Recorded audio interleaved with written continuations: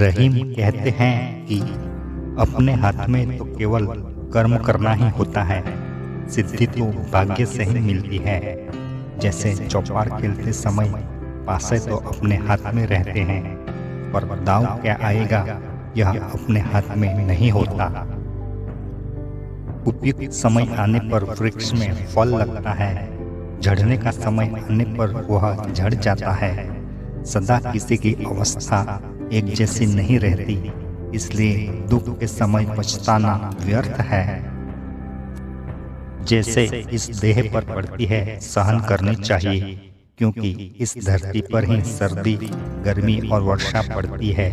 अर्थात जैसे धरती शीत, धूप और वर्षा सहन करती है, उसी प्रकार शरीर को सुख दुख सहन करना चाहिए।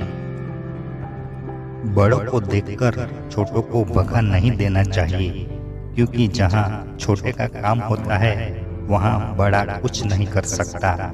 जैसे कि सुई के काम को तलवार नहीं कर सकती। रहीम कहते हैं कि प्रेम का धागा नाजुक होता है, इसे झटका देकर तोड़ना उचित नहीं होता। यदि यह प्रेम का धागा एक बार टूट गया तो फिर इसे मिलाना मुश्किल होता है, और यदि मिल भी गया तो टूटे हुए धागों के बीच गांठ बन जाती है। निर्धन होकर बंधु बांधवों के बीच रहना उचित नहीं है। इससे अच्छा तो यह है कि वन में जाकर रहे और फलों का सेवन करे।